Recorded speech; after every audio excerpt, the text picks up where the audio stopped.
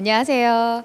저는 2015 하반기 카오스 강연의 사회를 맡은 아나운서 엄지혜입니다. 반갑습니다. 카오스 재단은 올해 하반기에 빛, 색즉 시공이라는 주제로 총 10회에 걸쳐서 강연을 진행하게 됩니다. 지금까지 2번의 강연이 있었고요. 오늘이 3번째 강연 날입니다. 첫 강연은 오늘도 자리를 해주셨는데요. 서울대학교 물리천문학부의 오세정 교수님께서 빛이란 무엇인가, 빛의 본질에 대해서 말씀을 해주셨고요. 또 2번째 강연은 역시 같은 과의 윤성철 교수님께서 성시경처럼 부드러운 목소리로 태양과 별에 대해서 설명을 해주셨습니다. 그리고 오늘은 한 주를 건너뛴 여러분이 많이 기다렸었던 날 3번째 강연 날입니다. 3번째 강연에 교수님을 무대 위로 모시겠습니다. 큰 박수 부탁드립니다.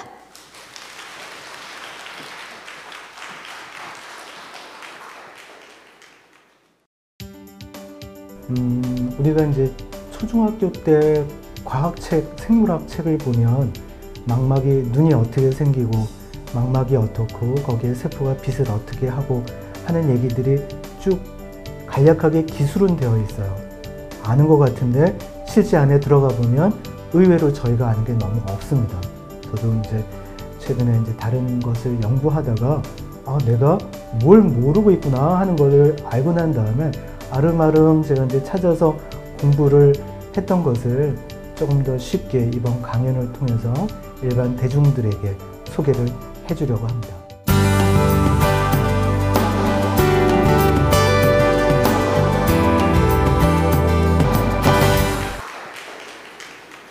네, 안녕하십니까. 카이스트 바이오민 내공학과의 최철희 교수입니다. 오늘 한 1시간 정도 저와 함께 여행을 떠나실 내용은 우리는 빛을 어떻게 볼 수 있을까에 대한 주제를 가지고 얘기를 해보도록 하겠습니다. 자, 그런 좀 밋밋한 주제를 다음에 있는 한 3가지 정도로 약간은 이상한 질문들을 풀어가면서 끝나고 나면 여러분들 이런 거구나 라는 거를 아시게 될 것 같습니다. 자, 첫 번째는 투명인간도 빛을 볼 수 있을까? 자, 투명인간은 우리가 안 보이는 존재죠. 근데 투명인간의 입장에서 봤을 때 투명인간이 빛을 볼 수 있을까? 라는 물음을 가지고 한번 얘기를 풀어보겠습니다. 자, 또 이상한 질문입니다. 우리가 그 빛이라고 하는 거는 전자기파 중에 일종이고 그 중에 우리 눈에 보이는 것을 가시광선이라고 얘기를 했는데 거꾸로 왜 가시광선만 우리 눈에 보일까? 라는 거를 가지고 한번 또 한 2번째 얘기를 풀어보도록 하겠습니다. 자, 마지막으로 우리는 빛을 어떻게 보는가 했는데 그 중에 우리는 과연 어디까지가 우리일 거냐? 자, 여기 힌트가 있죠. 그림에 이제 저기 보이는 거는 멘티스 새우라는 이제 그 다른 동물체인데 우리보다 훨씬 그 발달된 시각을 가지고 있습니다. 네, 힌트는 여기까지 드리고요. 그 내용들에 대해서 알아보도록 하겠습니다.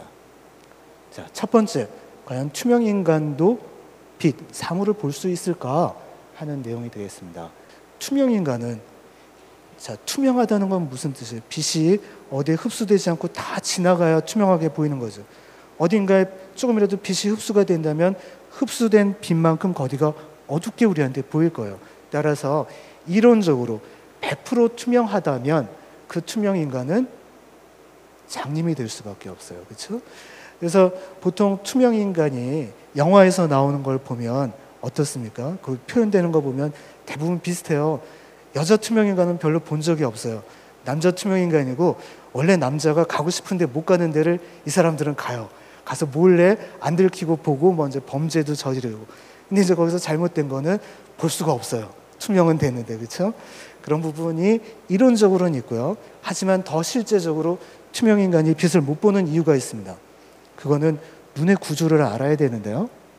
눈의 구조를 설명할 때 우리가 이제 사람의 눈은 흔히 이제 동물의 눈이 굉장히 종류가 여러 가지 다양한 기전을 가지고 이제 그 같은 일을 하는데 사람의 눈을 특별히 우리가 카메라 눈이라고 불러요. 왜냐하면 카메라하고 거의 구조가 똑같고 기능도 똑같습니다. 근데 그건 어떻게 보면 앞뒤가 바뀐 말이에요. 왜냐하면 사람 눈을 흉내를 내서 카메라를 만들었기 때문에 사실 우리 눈이 카메라 눈이 아니라 뭐 그런 거죠. 근데 어쨌든간 나중에 알고 보니까 다른 형태의 눈도 많은데 그래서 우리 눈은 거꾸로 우리의 자식인 카메라의 이름을 따서 카메라 눈이라고 부릅니다.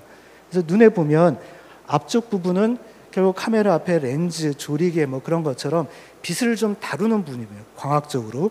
그 다음에 카메라의 뒷부분에 지금은 이제 예전에 아날로그일 때는 필름이 있었고 지금은 이제 CCD 모듈이 거기 들어있겠죠. 빛을 실제로 이제 그 감지하는 부분이 있을 겁니다. 사람에게는 그게 망막에 해당하는 부분이죠.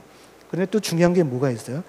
예전에 아마 이런 아날로그 카메라를 다뤄보셨던 분들은 이게 뒤를 열고 필름을 넣은 다음에 반드시 닫아야 돼요. 이걸 열고 카메라를 찍으면 어떻게 돼요? 그럼 다른 빛이 들어가서 카메라가 그냥 필름은 사진 나오면 하얗게 빛이 새 들어가면, 그렇죠? 우리 눈도 똑같습니다. 눈이 여러 개의 막으로 쌓여 있는데 특히 뒷부분은 빛이 새어 들어오지 않게, 그 다음에 앞에서 들어온 빛이 일부는 흡수된 다음에 다시 뒤에 갔다가 반사가 되는 것을 막아주는 검은 막으로 쌓여져 있어요. 그렇기 때문에 앞에서 들어오는 빛만 볼 수 있어요. 그런데 투명인간은 그러한 암실이 없으니까 결국은 앞을 보고 있는데 뒤에서 들어온 빛까지, 망막을 저기서 온 빛까지, 그러니까 어디서 들어온 빛인지 모르게 돼버리는 거죠. 실제적인 이유는 아마 뭐 투명인간이 존재하진 않지만 한다 그러면 그런 문제 때문에 못 볼 거다. 그게 이제 제 이론입니다. 그렇죠? 예외는 뭐 이런 형태의 투명인간이라면 그냥 눈만 뜨면 보죠. 이거는 그냥 바디 페인팅을 해서 서 있는, 보이십니까? 여기 보이는. 근데 이제 이 경우는 대신 돌아다니지 못할 거예요. 조금만 돌아다녀도 금방 들킬 테니까, 그렇죠?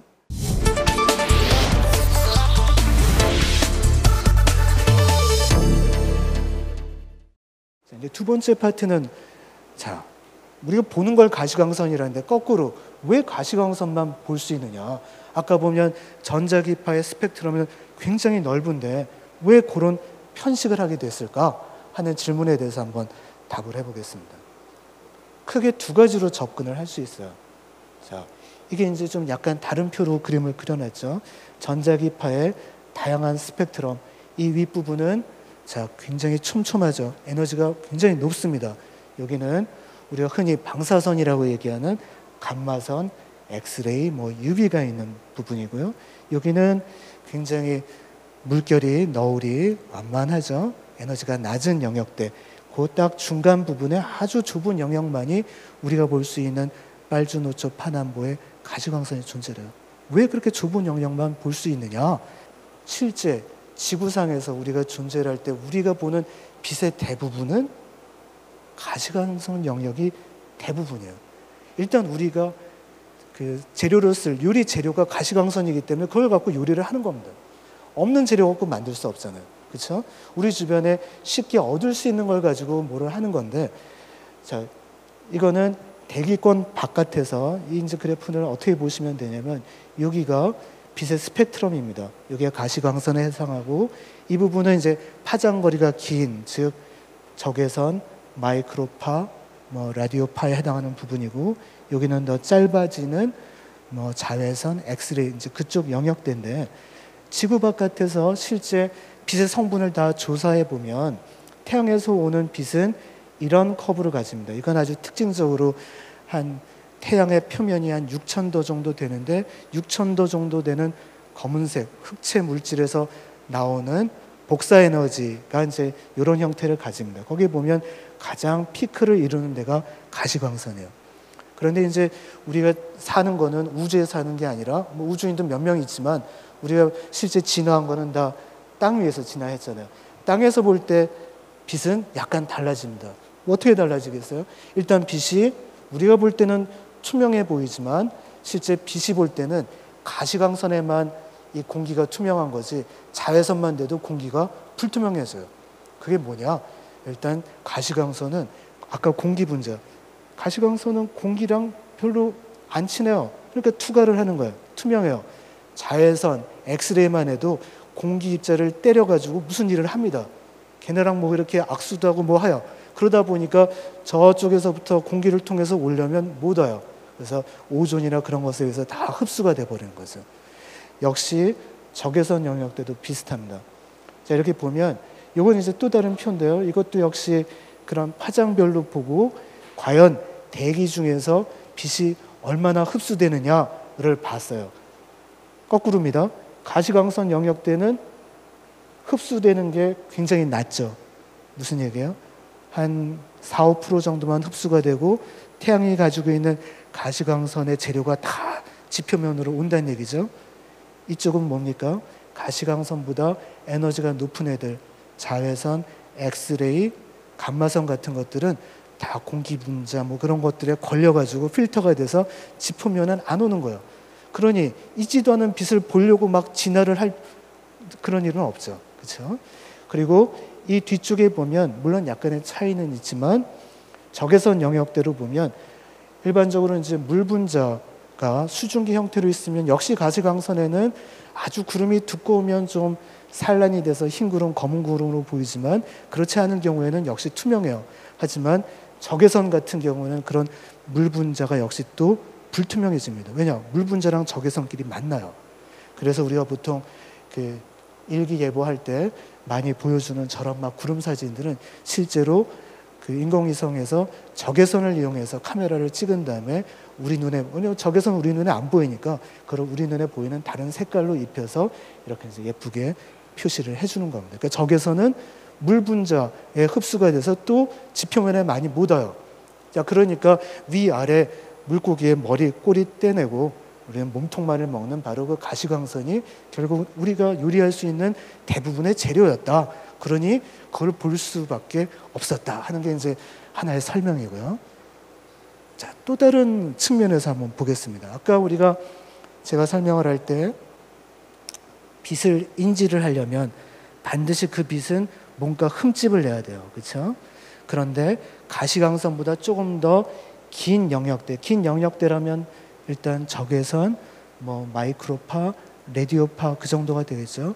걔네들은 아까 얘기한 화학적인 변화를 일으킬 만큼 충분한 에너지가 결론적으로 얘기하면 없어요. 그러니까 촛불로 라면을 끓이려고 생각해 보세요. 라면 맛이 있겠어요? 없어요. 안 나는 거예요. 그렇죠? 그래서 걔네들은 뭐 어떤 물질하고 상호작용을 해도 아까 얘기한 대로 마이크로웨이브에다가 물이 들어간 음식 재료 넣고 하면 뜨거워지는 이유는 그 안에 있는 물 분자가 마이크로파에 따라서 이렇게 춤을 춥니다. 그러면서 분자 운동 에너지가 올라가면서 이제 뜨거워지는 거예요. 그런 역할은 할 수 있지만 아까 얘기한 대로 전자의 궤도를 바꾸는 데는 너무 약해요. 그거보다 좀 더 에너지가 높긴 하지만 적외선 같은 경우는 이 분자, 내가 만약에 산소고 수소다. 이게 물 분자는 산소 하나에 수소 2개잖아요. 이렇게 된 물 분자를 이렇게 운동을 시킵니다.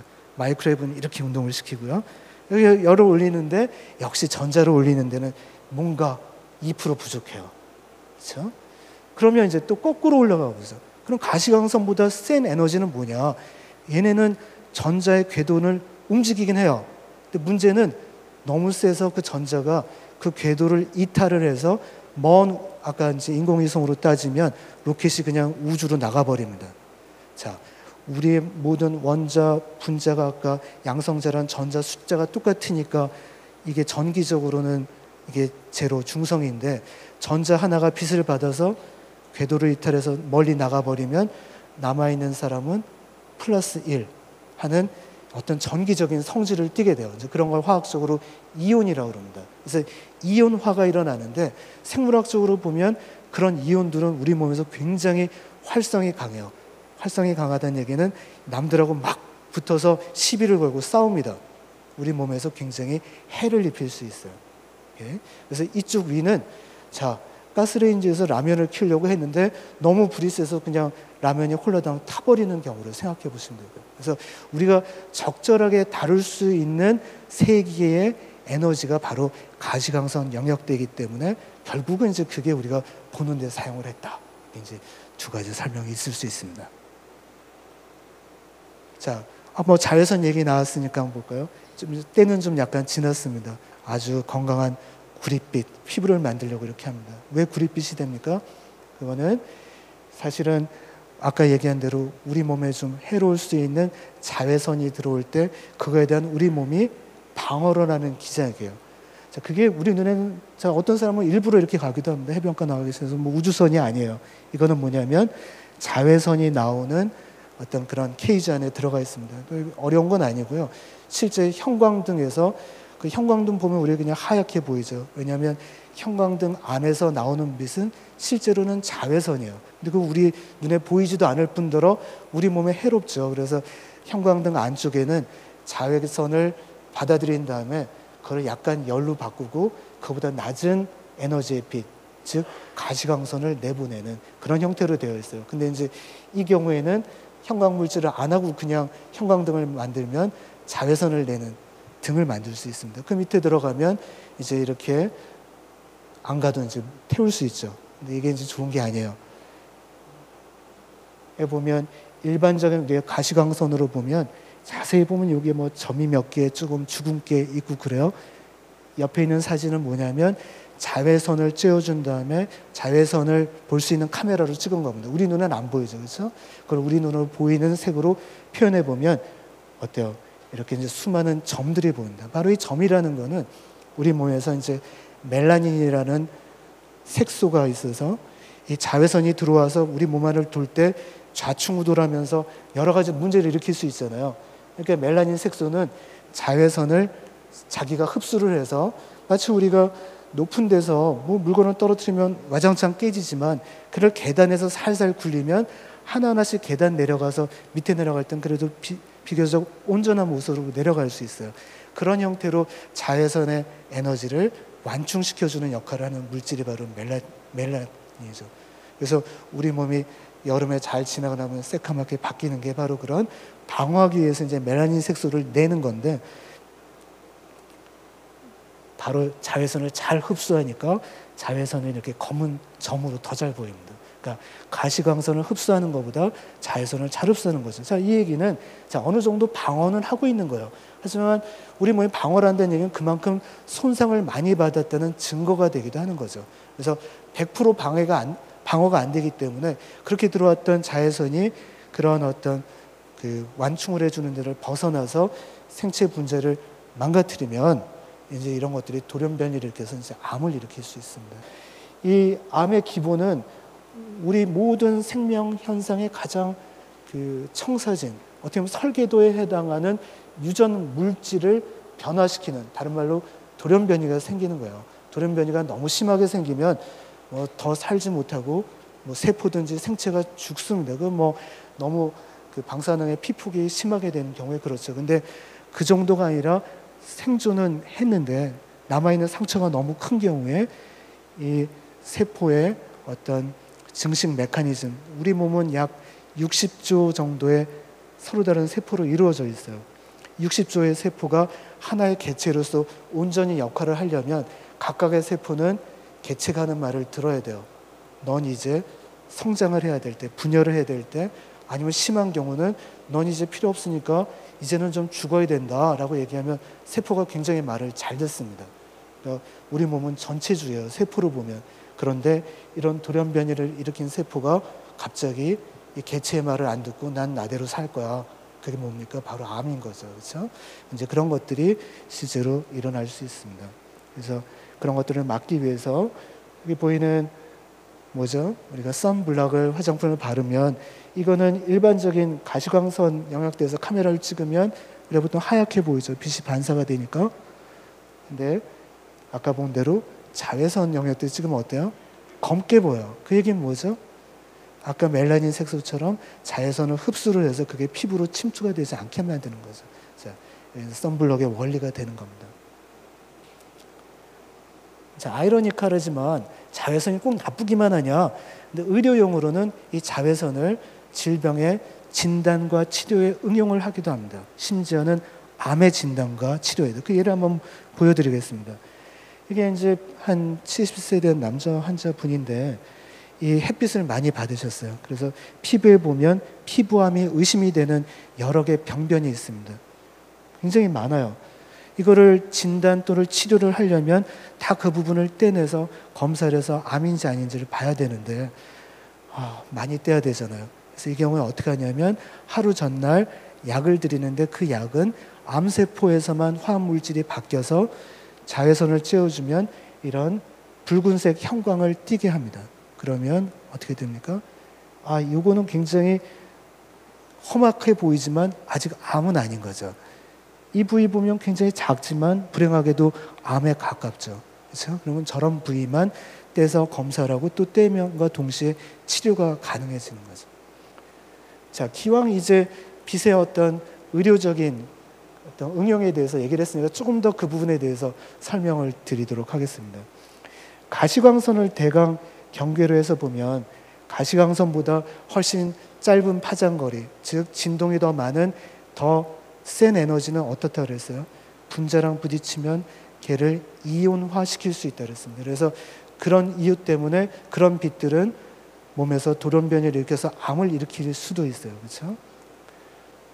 혹은 그보다 더 낮은 에너지는 그렇지 않은 비이온화 복사 에너지다. 이렇게 이제 크게 분류를 할 수 있습니다. 그래서 이 비이온화 복사 에너지 같은 경우는 그 하나하나의 광자의 에너지가 작기 때문에 그걸 어떤 파괴적인 용도의 그 치료 목적으로 쓸 수는 없어요. 대신 여러 형태의 그러니까 우리가 영상 장비에 응용을 하고 있습니다. 잘 아는 MRI 같은 경우는 물론 좀 갸우뚱이지만 여기서 기본이 되는 건 라디오파를 우리가 분석을 해서 몸 안의 깊숙이 모양을 마치 잘라서 보는 것처럼 자세히 보기도 하죠. 혹은 최근에 이슈가 되는 공항에서 보안 검사를 할 때 옷을 투과해서 보는 그런 파장대는 마이크로웨이브보다 조금 더 짧은 테라헤르츠가 여기서 많이 응용이 됩니다. 그 다음에 적외선 같은 경우는 주로 이제 열 기능을 가지고 있다고 그랬는데 적외선을 이용하면 이제 열 화상 카메라 같은 걸 찍을 수 있어요.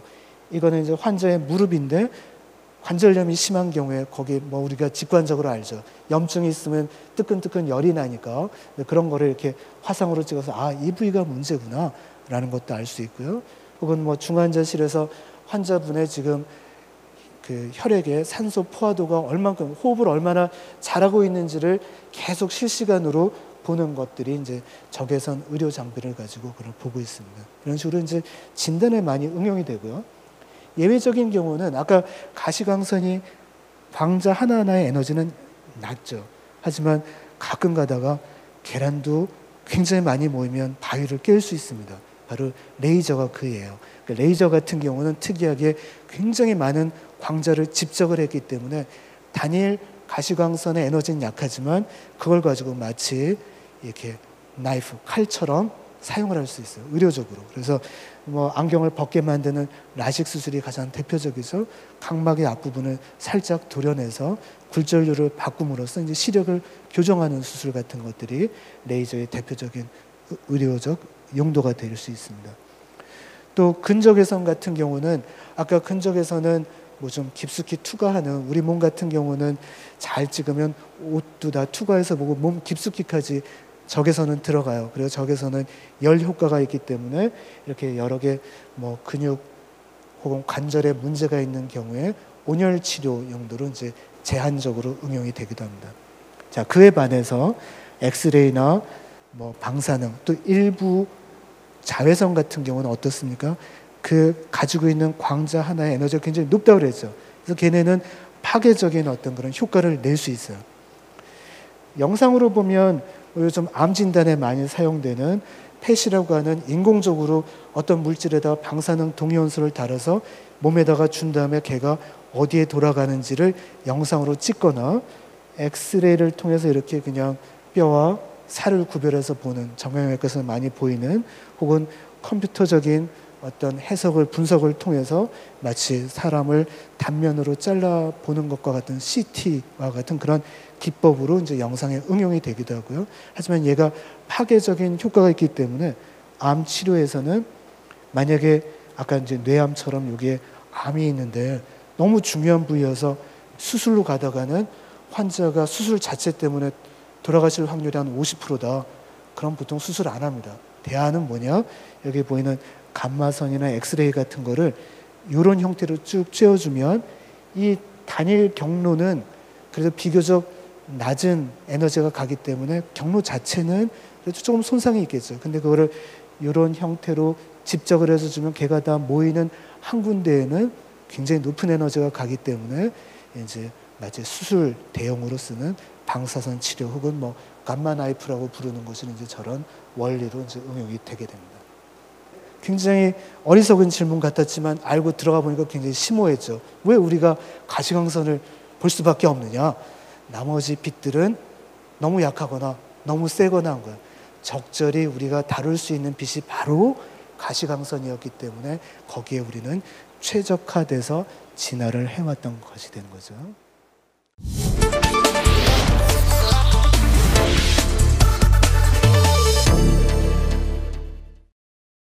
마지막으로 가서 자 이렇게 해서 본다고 그랬는데 보는 게 정확히 어떻게 보고 그게 우리만 과연 할 수 있는 거냐를 한번 보도록 하겠습니다. 자 안구로 보자면 이 앞쪽은 아까 이제 얘기한 대로 렌즈나 뭐 그런 거 조리개 같은 것들이 있어 광학적으로 초점을 맞추는데 이제 역할을 하는 부분이고요. 빛을 실제로 감지하는 부분은 바로 이제 제일 뒷부분에 있는 망막이라고 하는 부분입니다. 그리고 그 망막이라고 하는 부분은 이 전깃줄과 다발과 같은 신경 다발, 우리가 보통 이제 시신경을 통해서 대뇌로 연결이 돼서 결국은 우리가 본 빛의 신호가 대뇌로 가서 이제 그게 프로세싱이 돼서 와 내가 뭘 보고 있구나, 그렇죠? 이건 무슨 색이고 이건 뭐구나 하는 것들은 이제 인지 단계까지 연결이 되게 됩니다. 망막을 좀 더 자세히 보게 되면 거기에 보면 이렇게 두 개 표시가 되어 있죠. 두 가지가 종류가 바로 빛을 센싱하는 세포이고요. 걔네들을 보면 실제 이제 세포 중앙에 있고요. 이 끝부분에 세포의 끝부분이 약간 굉장히 기형적으로 분화가 되어 있어요. 딴 세포와는 굉장히 다른 독특한 세포입니다. 바로 저 부분이 이제 어떻게 보면 그 빛을 센싱하는 안테나가 굉장히 집적이 되어 있는 부분이 돼요.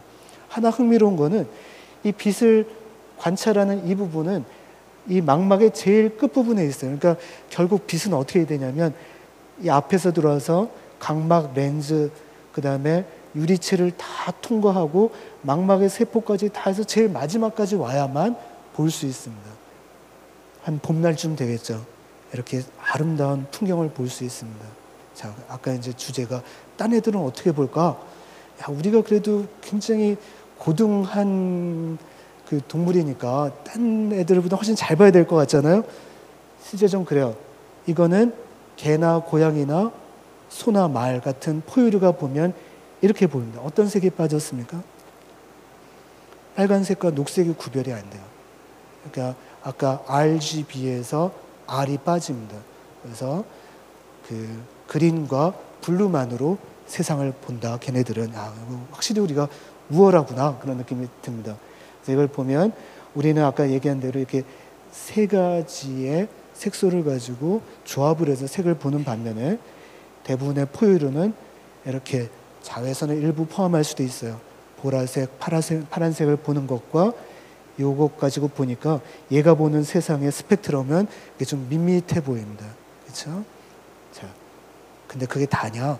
근데 좀 더 들어가 보면 또 그렇지는 않아요. 걔보다 좀 더 더 원시적이라고 하는 동물을 보면 의외예요. 보면 이게 곤충들 같은 경우에는 얘는 우리 비슷하게 세 개입니다. 근데 우리가 못 보는 걸 봐요. 뭐냐? 자외선 영역대를 얘는 볼 수 있습니다. 그렇죠? 이게 다 목적이 틀려서 그런 겁니다. 대신 얘네는 이 붉은색 영역대는 녹색과 붉은색은 별로 차이를 안 두는 거죠.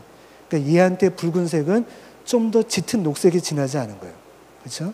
그래서 실제 벌은 빨간색 꽃이나 그 다음에 이파리로 구별을 못 합니다. 그렇죠? 근데 꽃이 왜 빨가냐? 그건 이제 우리가 보기 위해서 이렇게 막 만들어내는 거예요. 벌은 빨간색 꽃을 좋아하지 않아요. 주로는 노란색 꽃들을 좋아합니다. 그렇죠? 그런 이유 때문에 그래요. 새로 가면 새는 하나 더 옵니다. 그러니까 우리보다 훨씬 더 컬러풀한 세상을 보는 거예요. 그렇죠? 아까 봤던 포유류 같은 경우는 두 개죠. 왜 이럴까? 이거를 이제 설명하는 뭐 여러 가지 이론이 있지만 진화적으로 설명을 해보면 원래 이 동물이 진화하는 포유류가 갈라지기 전에 보면 이런 조류가 가지고 있던 훨씬 더 컬러풀하게 보는 그리고 자외선까지 볼 수 있는 능력을 다 가지고 있었어요. 그러다가 이 포유류가 만들어질 때쯤 어떤 일이 있었나? 포유류가 막 진화가 되기 시작한 때를 잘 생각해 보면 대부분 그때는 그 지구의 주인이 포유류가 아니라 누구예요? 공룡이었어요. 그래서 포유류는 대부분 지금처럼 덩치가 크지 않고 대부분 설치류, 쥐 종류 정도의 작은 그리고 어디 무서워서 어디 낮에 돌아다녀. 야행성이었어요. 그러니까 색깔을 볼 이유가 없었어요. 생존하는데. 그래서 얘는 진화를 하면서 색을 포기합니다. 이렇게 진화를 하다가 나중에 이제 이게 영장류로 올라오면서 좀 필요가 생겼어요. 무슨 필요가 생겼냐? 우리는 이제 빨간색 과일을 좋아하기 시작합니다. 그래서 영장류가 되면서 녹색과 붉은색을 구별할 필요가 생기면서 이제 이게 이렇게 진화를 했다라고 지금 이해를 하고 있습니다. 자, 아까 우리가 다가 아니라 그랬죠. 아까 설명드렸던 이 멘티스 새우라고 하는 아마존 열대의 민물에서 자라는 새우예요. 근데 얘는 자그만치 그 빛을 보는 색소가 12종류가 있습니다. 얼마나 컬러풀한 세상을 봐요. 하나 더 놀라운 거는 얘는 빛이 어떻게 평광이 되어 있는가까지도 볼 수 있어요. 왜 그렇게 됐을까요? 설명은 원래 물에 있는 조그만 플랑크톤들은 투명해요. 그냥 빛을 보면 얘네 못 잡아먹는데 투명하지만 얘를 투과할 때 빛의 평광 정도가 약간 바뀝니다. 얘는 그걸 보는 거예요. 그래서 먹이를 잡아먹기 위해서 이제 그런 눈을 개발을 한 거죠. 자, 이거는 아마 여러분들이 나눠준 책자에도 있는 내용인데 한 인구의 한 남자 같은 경우는 100명당 1명 정도는 이 정록을 구별을 못하는 생맹이라고 하는 거를 가지고 있습니다. 근데 이제 아까 그 블루, 그린 다 이제 이런 것들이 유전자에 들어가 있는데 레드는 얘가 어디 있냐면 사람의 성을 결정하는 X 염색체에 걔가 딱 위치를 하고 있어요.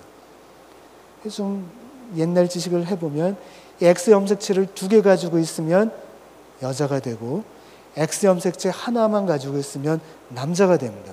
근데 X 염색체에 있는 바로 빨간색을 보는 그 옵션이 문제가 생기면 여자는 뭐예요? 스페어 타이어가 하나 더 있는 거예요. 보조 타이어. 그러니까 나머지 하나 갖고 보는데 아무 문제가 없어요. 남자는 하나밖에 없으니까 문제가 생기는 거예요. 근데 그 유전자가 약 100명 중에 1명 정도의 빈도로 있는데 남자는 100명 중에 1명은 이제 그런 생명을 가지고 있고 여자는 둘 다 있어야 되니까 100 곱하기 100, 약 10,000명 중에 1명이 그런 생명을 가지고 있습니다. 그래서 그 분들이 보는 시야는 마치 아까 똑같지는 않지만 그 다른 종류의 포유류가 보는 어떤 그런 스펙트럼으로 세상을 봅니다. 그럼 굉장히 불편할 것 같죠. 근데 실제로 그분들은 잘 모릅니다. 왜냐하면 애시당초 그렇기 때문에 내가 뭘 못 본지도 모르는 거예요.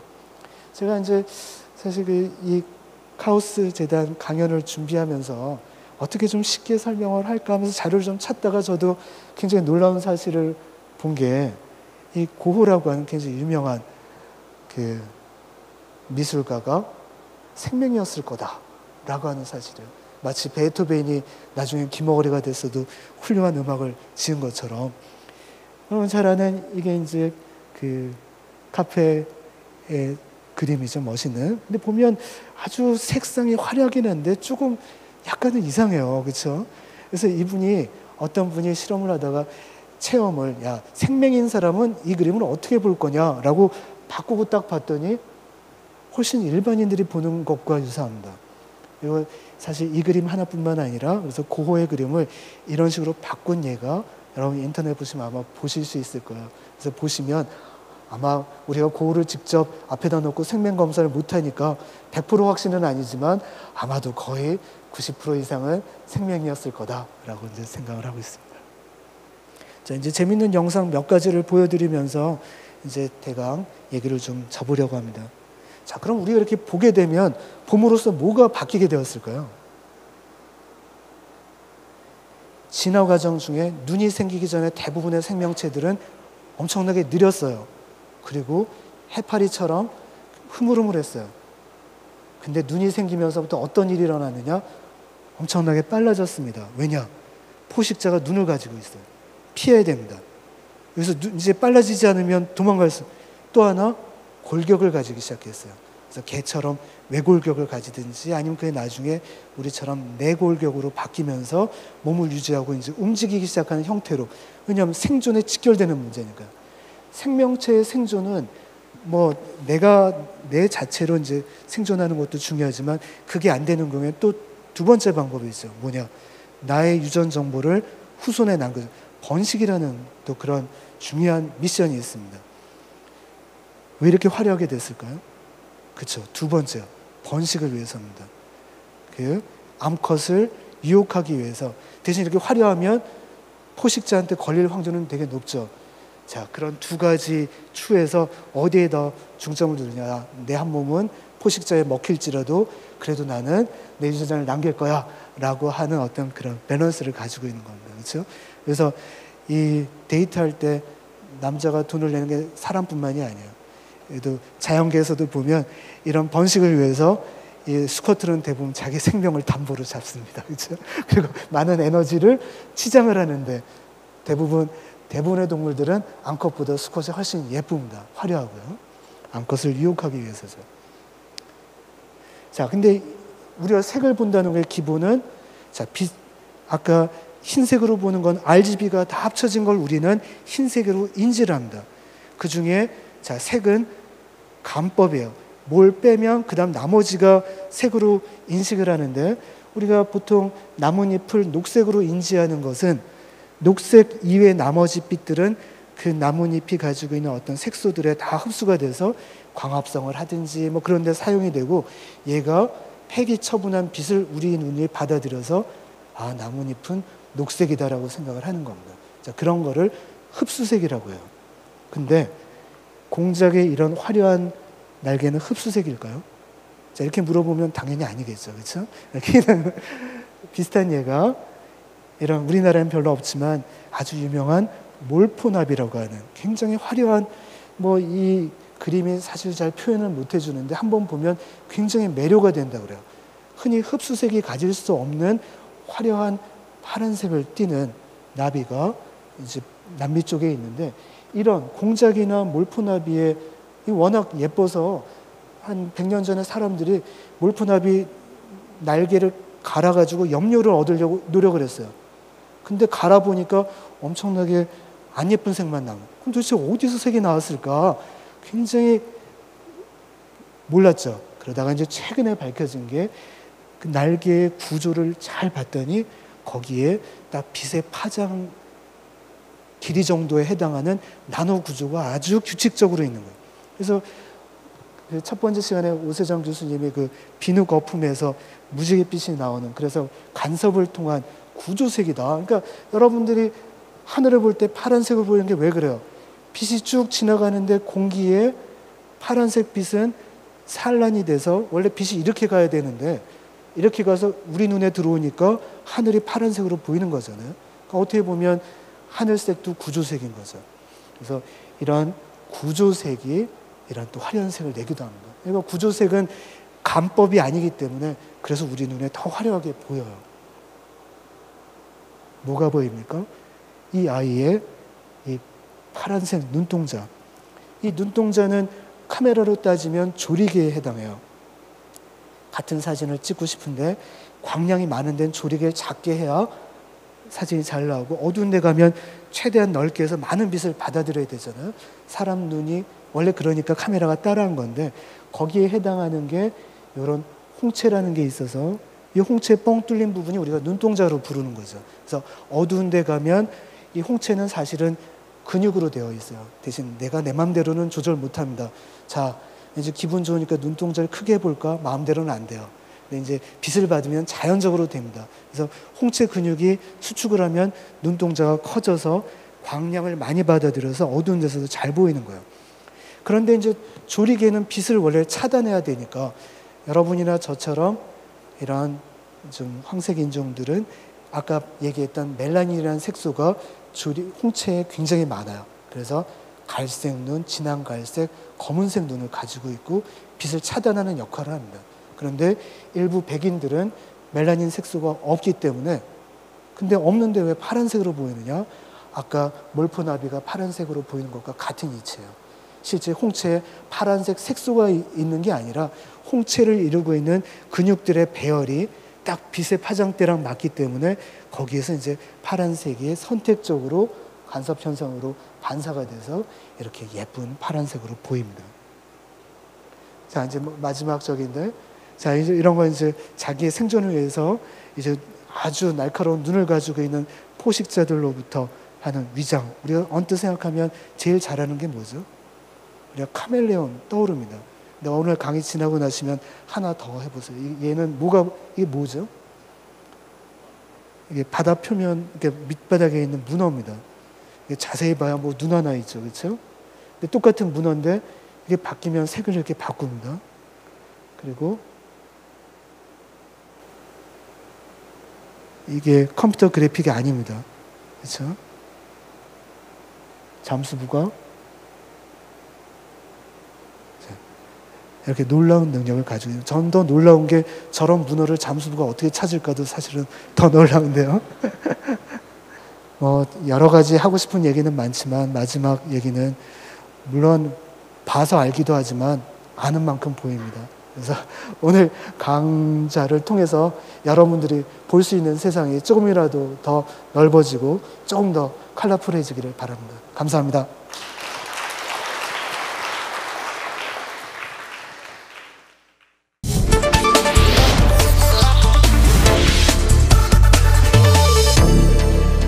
최철희 교수님의 강연 재밌게 잘 들으셨나요? 지난 첫째, 두 번째 시간에는 좀 우주 이야기, 그래서 모르고 미지의 세계 이야기를 또 했다면 오늘은 우리의 몸에 대한 이야기를 하면서 가깝지만 어려웠던 이야기들을 많이 잘 풀어낸 것 같다는 생각이 듭니다. 다음 시간에는요, 우리 가까이에 있는 식물에 대한 이야기를 합니다. 그래서 다음 주 강의는 카이스트 최길주 교수님 모시고요. 식물은 빛을 어떻게 볼까라는 주제로 이야기를 나눕니다. 오늘 준비한 내용은 여기까지고요. 여러분 조심해서 돌아가셨으면 좋겠습니다. 고맙습니다.